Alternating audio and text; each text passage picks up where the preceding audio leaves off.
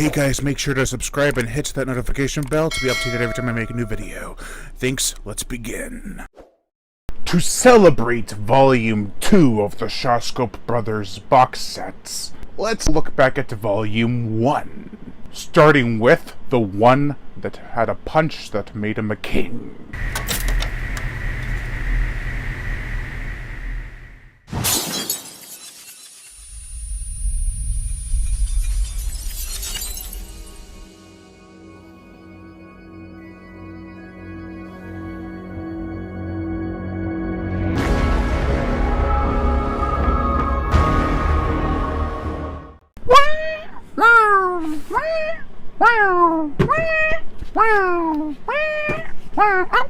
Five Fingers of Death, aka King Boxer.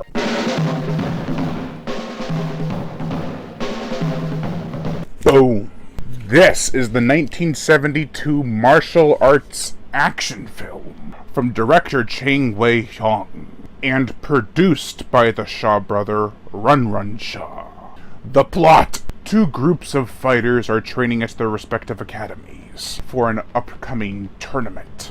However, one keeps harassing the other, and that other has to try to avoid the violent attacks at all costs. However, it won't be easy. Everyone from students to outside assassins are trying to take down the school's best students. However, one in particular will be a bit of a challenge, especially after he masters the Iron Fist technique. Motorhead Zakhalin. I was actually kind of surprised how much I had enjoyment with this flick. No offense to Asian culture, but I've always found it's kind of difficult to get invested in these kind of movies. Although a lot of the Golden Gamera and Godzilla films are a bit tedious at times. So you have to kind of get to know the characters in order to stay awake.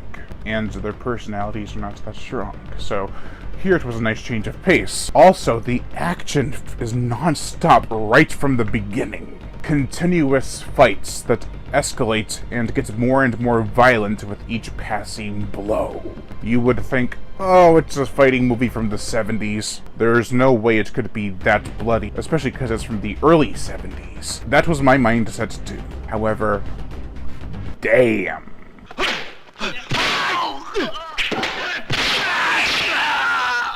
I did notice that this film does take inspirations, though, and influences from films such as Django 1966, with a certain scene that comes to mind with the man getting his hands crippled before the big showdown.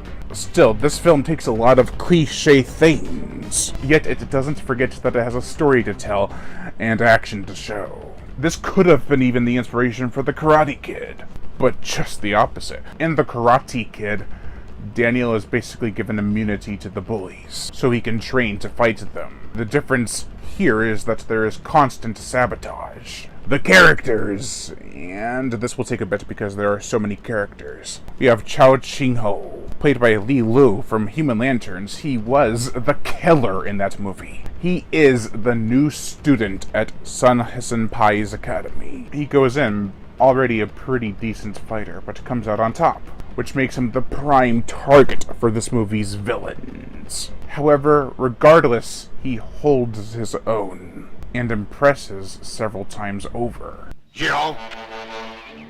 Hi! Good. That's excellent.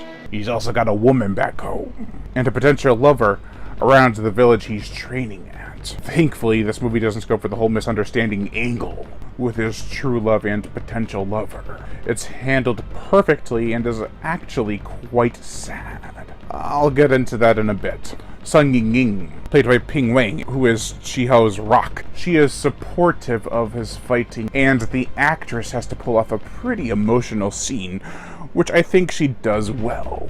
Then there's Hang Lung, played by Seok Han Nam, who is also a student at Sanpai's academy or school. And I know I pronounced it Sin before, but I think it's Sin.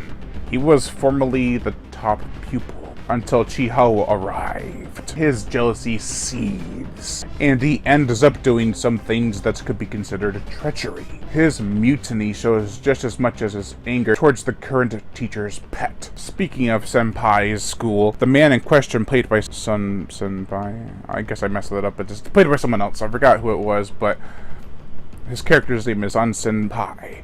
He's an expert fighter, however, he is getting older and he needs to pass down the Iron Fist technique to someone who is not only qualified, but whom he can trust.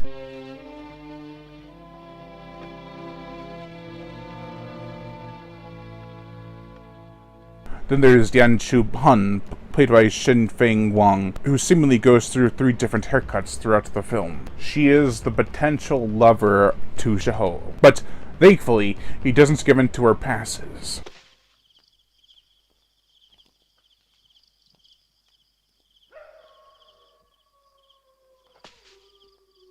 She is actually a real tragic character. She deeply loves Chi-Ho and helps and supports him every chance she can, or is willing to. However, she doesn't want him to fight. Like I said before, this could have led to a misunderstanding between his potential lover and his true lover. Thankfully, no love triangle is formed, and no dilemma interferes with Chi-Ho's training or the eventual tournament. She does eventually go to aid Han Lung because he is seriously injured and needs assistance to pinpoint and to take down his targets. The result had me shocked, to be honest.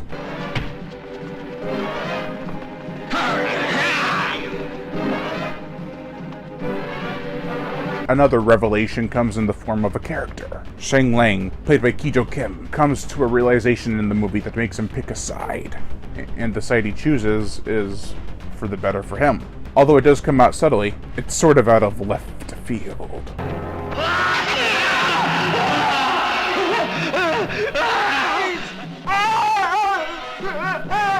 Main Tan Shun, played by Feng Tang, represents the other dojo, where his merciless gang reside. He's a despicable leader who is also very manipulative. He graces Shang Li with food, beverages, and a partnership that he'd be crazy not to accept. He shows his hospitality while having an underlining agenda.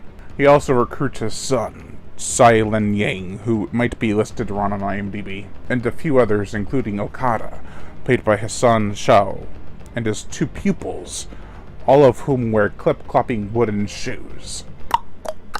Sun Wu Yang, played by Wen Xiaoku, is Chi-Ho's fatherly figure. Try saying that 5 times fast. And the father of Sun Ying. Now try saying it 5 times fast. He can fight and is given enough to do to remind us that he's in the movie. We also have a cameo by Bolo Young. He is damn young in this movie. I mean, his last name is Young, but you know. He even went on to star in American productions like Bloodsport and Double Impact, both starring Jean-Claude Van Damme. This movie has a huge cast, but thankfully most of them are memorable. About 75% of them. You will not forget them even if you sometimes mix them up. The cinematography is colorful and vibrant. But when things get more serious, the lighting and tone get darker. I do love the interior sets, and the final boss fight inside his home is well done and with great shadow play.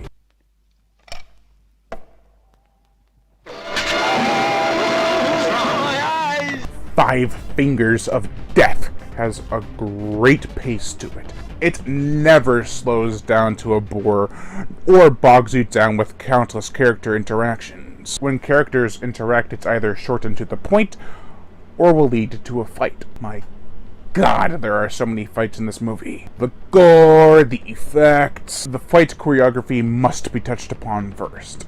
It's a bit silly with strains pulling actors of old and young into the air. However, there is an iconic sense to it, with the brother fighters and their clacking sandals and the nearly bald, conflicted fighter. Everyone has a great look and fighting style to back it up. The brothers use swords, while the balding one uses his headbutting as a power move. Chen Lang, why don't we stop now and call it quits, eh? This is Shen. The latter made all the more awesome when people used the same technique on him, and he looked stunned.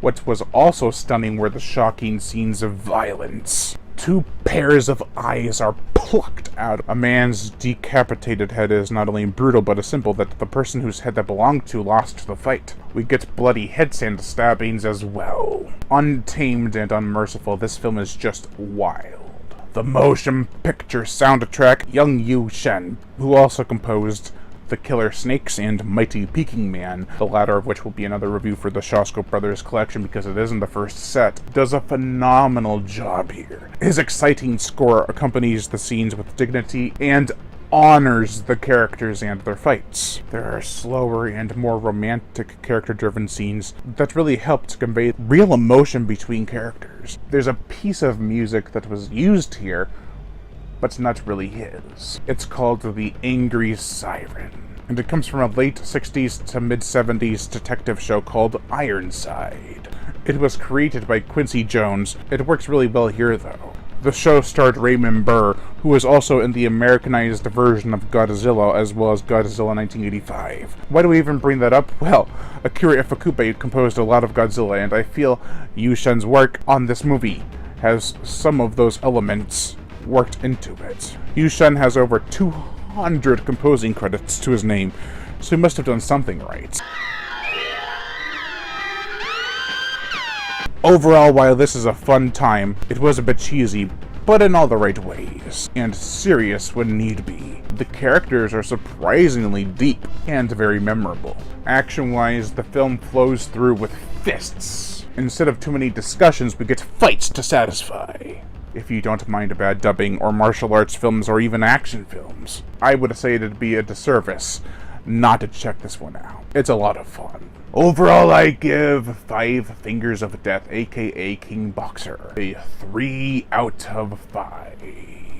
Thank you all for watching, and Lion Brian Gatto. Make sure to like, comment on, as well as share this video.